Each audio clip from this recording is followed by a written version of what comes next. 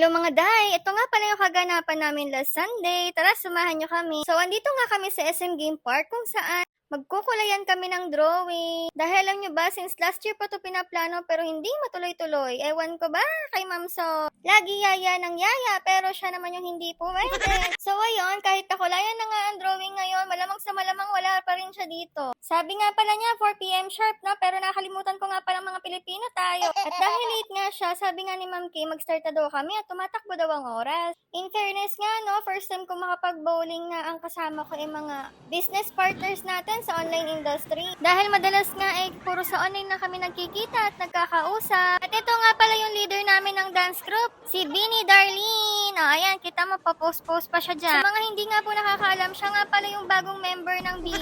Feels like summer when I'm with you. Parang islang pang tropical. Sorry. Siya nga po pala ang PD Cavite ng SCT Unlimited, ano. Kaya sa mga taga Cavite dyan na gustong bumili ng white glass soap, o alam nyo na kung kanino, ha. At sa mga hindi nakakaalam, trending nga po pala yan sa ating TikTok, no? Kaya check out nyo na yan. Kaya na nga si Angge, nakapag-segue pa ng pagtitinda. At maiba nga tayo, meron nga po pala kaming favorite player dito. Siya po pala yung asawa ni Bini Darlene, ano? Actually, ilang beses talaga niyang tinry na makatama, pero wala talaga. Kaya ayan, para matuloy ang kanyang hiling, diretso na lang talaga niya. Kaso ayaw pa rin. Oh my God. Ayaw talaga sa kanya siguro nung bola. Kaya this time, sinigurado niya talagang tatama na.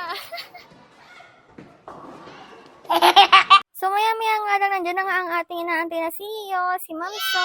At finally, nakumpleto na rin nga kami. Kaya ayan, kita mo. Nagsimula na nga ang tunay na laban. Ano yung competition? May pinaglalaban lang. Eto nga pala yung dalawang dalaginding na kasama ko. Dalaginding? Samantalang may mga asawa na. Sila nga pala yung mga reseller ko sa Antipolo na masisipag talaga. At ayan pala si Ma'am Kay, yung nasa tabi ni Ma'am So. Siya nga pala yung regional distributor namin sa Region 4A. At ito nga naman si Day, ang aming PD Batangas. Habang kaming nag-i-enjoy, siya na may gustong magbayad. Halatang napakadaki ng problema niya, ano? Hanggang dito nagne-negosyo pa din. Pero ganun kasi talaga pagka mga online seller, kahit saan pa kami naroroon, talagang tsak.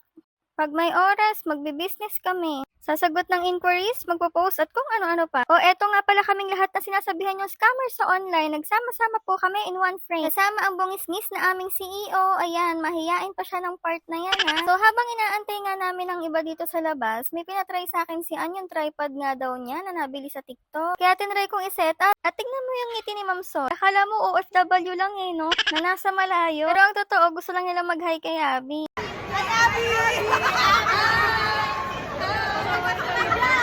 Namang oras na to, tawang-tawa ako kasi para kaming mga nag-field trip sa SM MOA. Tapos parang ako yung tour guide kasi ako yung nasa harapan. Pero in fairness dito sa tripod na nabili niya, napakaganda kasi all-in-one na siya. Perfecto dun sa mga taong mahilig mag-travel mag-isa. So habang papunta nga kami ng seaside for dinner. Ayan po guys, CEO po namin yan sa White Plus. CEO po namin yan. May paparazzi. Paparazzi. May mga ang tamis. O ayan, nahihiya pa sila pero napapasana all na yan, dalawa na yan. So sa kinatagal-tagal nga ng aming paglalakad, ayun, nakarating na rin kami kung saan kami paroroon. Ayan, dito sa may seaside sa Tepanya. At dahil medyo magaling ang videographer na nakuha natin ngayong araw na to. Dito ka. Tepanya. At syempre, mabilis lang tayong maglakad pero hindi kami pumasok agad. Natakot kami, baka mamaya bigla kami singilin. Kaya inantay namin yung tagabayad, diba? Kaya nung nakapasok na kami, dito na nagsimula ang aming feeling rich kid, ganun. So far, pag nakapasok ka pala dito, para ka talagang nasa Japan kasi halos lahat ng staff dito ay yung mga chef, talagang babatiin ka. At pagpasok nga namin dito, syempre dito tayo sa dulo po pesto, no? Kasi baka mamaya masingil tayo doon sa unahan. Baka ang ending tayo ang magugas ng plato. Actually, matagal ko na to nakikita sa TikTok kasi nagte-trending nga. At hindi ko akalain na sa SCT Unlimited and Skin Kentel ko lang para may experience ang lahat ng ito. Thank you, Ma'am So. At ito nga pala si Chef JM. Siya ang magiging chef namin for tonight. So bago nga mag-start magluto, tinatanong pala nila dito kung meron kang food allergy. Para in case, alam nila kung ano yung mga dapat iwasan.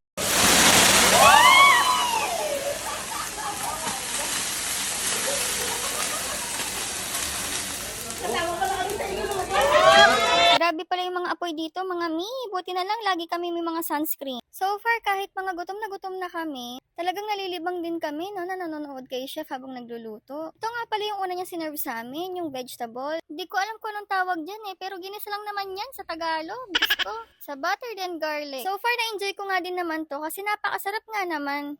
Parang gulay pa lang busog ka na, ganon. Gulay pa lang, kumpleto na ang araw mo. Tapos meron din silang sinerve na to, yung miso soup. Favorite ko yan. At ito na nga yung next dish namin, na akala ko kanin. Yun pala, mushroom siya, na chinatcha. Alam mo yung tipo na pinapanood mo pa lang, parang ang sarap-sarap ng kainin, ganon. Kakapanood ko nga dito, parang naglalaway na rin naman ako. Ang tagal ni Kuya. Sa mga hindi nga pala nakakaalam, madami silang packages dito. Kayo na lang mamimili kung anong gusto nyo. Tapos meron din nga pala silang unlimited dito. Iba-iba din talaga ng rate. At ayan na nga, sa wakas, may serve na din, finally. Yung first bite ko nito, sobrang sarap na sarap ako dito. Kasi it melts in your mouth. Laks naman, gumaganon pa. At ito na nga yung iniintay naming lahat, yung steak.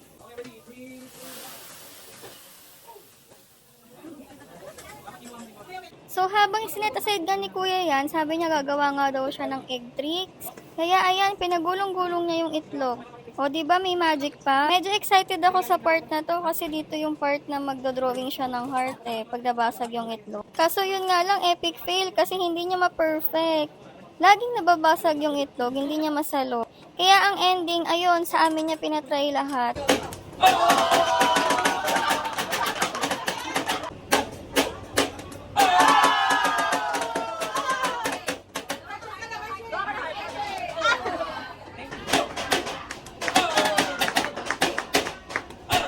Nagtataka nga ako nung una bakit ang daming itlog na binabasag pero okay lang. Yun pala, gagamitin nga pala ito sa rice. O diba ang daming ritual, ikakain ka lang naman ng sinangag. So maya-maya nga lang sinerve na rin sa amin tong rice na to. Uy, ang sarap nito mga mi.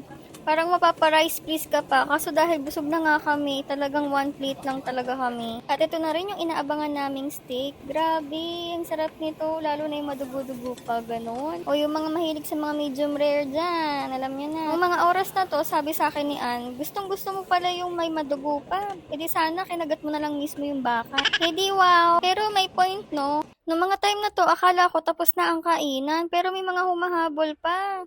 Plus, meron pa kaming dessert in the end. O, diba? Kita mo, ultimo dessert, kailangan lulutuin pa. Ultimo dessert, nag-aapoy. O, bongga, diba?